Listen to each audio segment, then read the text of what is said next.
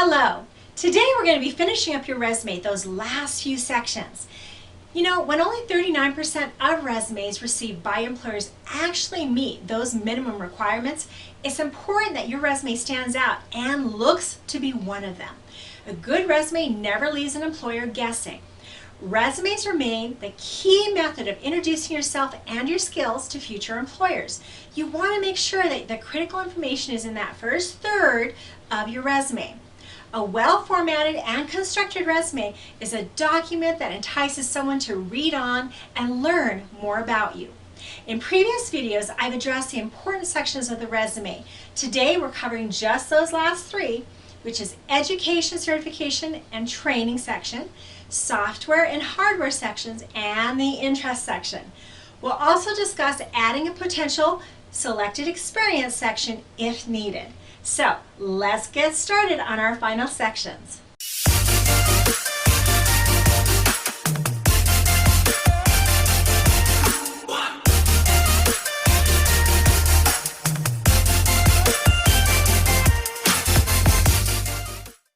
Hello, my name is Dawn Casey with over 20 years of leading human resource departments and the recruitment function.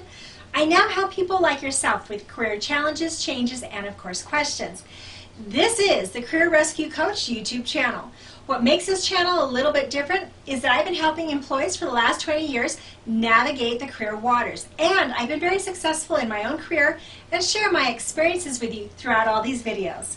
Thank you so much for being here and for tuning in. Be sure to subscribe. Let's get into finishing up your resume. Education, certifications, and training.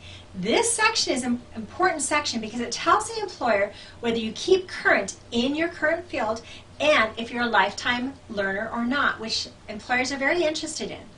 Often people forget to also include the one-day trainings, the on-the-job trainings, or certifications, or the manager classes or computer classes that were taken at work. Always include those in these sections.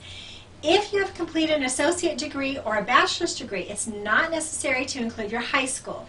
If you have received a number of degrees, start with the most current and work down to the oldest. It is important not to put dates of graduation, but do note that the degree was indeed received.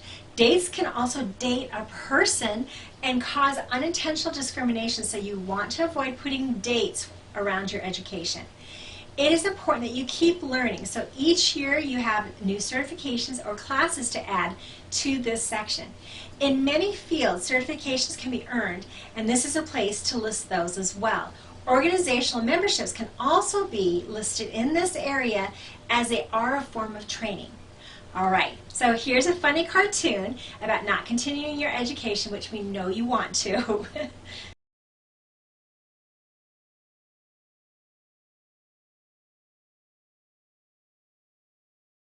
Software and hardware section. In this section, we want to simply list the hardware and software that you've worked on in the last 10 years. If you have the versions, that's great, but it's not necessary since, really, there are only subtle changes over the years, so versions don't change that much. This section is not to be confused with the technical skills listed in your skills section.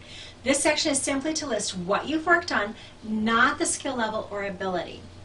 Avoid listing software and hardware that is too old, as this too will date you. An example might be to list DOS as an example. I know a lot of you haven't even heard of DOS, but no one uses this anymore, and it definitely says old. So avoid this. Keep it simple. Interest section. This section is for putting things that are job related or add value to your overall experience on your resume. Avoid putting political affiliations and church affiliations, as this is not pertinent to the job and can cause discrimination. Things like association positions held, charities involved in, positions held on boards are all really good things to include. It's okay to include hobbies too, but again, it should be very neutral type things that are respectable, such as a book author, skating instructor, flute player. Avoid things like gunsmith enthusiast. This obviously can be held against you and not in a good way. So here's another funny cartoon about what not to say as an interest.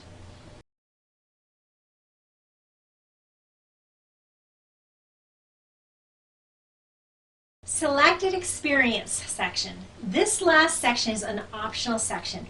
If you have a lot of years of experience and you happen to apply for a job that requires some experience that you have had in the past that is older than 10 years, it may be appropriate to include a selected experience section. As an example, I have some legal training in my distant background, so if I'm applying for a human resource job, I often include this so that future employers know that I'm familiar with legal documents. This may also be a section that you change out depending upon the job you're applying for. You may have other experience that is applicable to future jobs. This section may not always be applicable and you may just want to take it out depending upon the job. Now, if you do not have that much experience to begin with, you most likely will not even use this section. Here are some final tips. Remember to only include the last 10 years of experience. Anything older is simply too much. The one exception I can think of off the top of my head to this rule is that if your most recent jobs are for short stays and maybe you have a gap right after that as well, maybe you want to include a job that you held for a little bit longer period of time, demonstrating that you do have longevity at jobs in your past. Always proofread, spell check, and have someone else review your resume before ever sending it out to an employer. You want to send the best version of yourself out to employers, and you don't want it to have any errors or any problems. Now, a cover letter should always accompany a resume, as it's an opportunity to introduce yourself, talk about why you're interested in the position, and explain any gaps in your resume, or what I call elephants in the room. If you have an elephant in the room, like a long gap due to raising family or taking time off to care for a loved one, then address it. Don't make the employer wonder what happened, because I tell you, anytime an employer wonders, they're not often willing to take that risk. Cover letters are also a time to point out how you're especially talented and can help the employer in a very unique way, maybe over other candidates. It's an outstanding piece of marketing and should never be left off of the application process. I know the trend is not to include one, but I highly recommend to always include one. More current resumes now have 2 columns. A smaller column that runs along the left side of the resume that often includes contact information, profile overview, accomplishments, or perhaps skills or education. The second column, which is your wider column that runs down more the middle, often starts out with a name and then goes into experience, and then of course followed up by the education, software, hardware, and interests. It just depends upon the format of the resume as to how you kind of put things in that first page and on those 2 columns. But the old straight line resumes are out of style and it will date you, so be sure to get a more current version.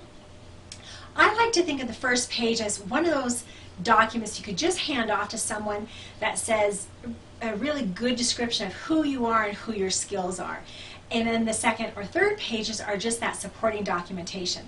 So think of getting as much as you can on that first page with really your experience and those other things kind of backing that up on those other pages. Also, please get over the myth that resumes should only be 1 page. I don't know where this came from, but it is not true. I have to say this. It's really not a good thing. For anyone with a reasonable amount of experience, 1 page will not do it, especially if you're trying to get 10 years into your resume. It's okay to have 2 to 3 pages. Let go of that myth. We have talked about the remaining sections of a resume: education, certification and training, software and hardware, and interests. We've also talked about why someone might use a selected experience section. We've also covered some additional tips that will hopefully dispel some of those myths out there about resumes.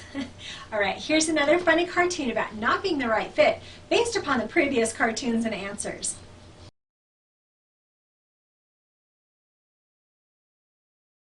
Thank you so much for watching this video and for checking my channel out.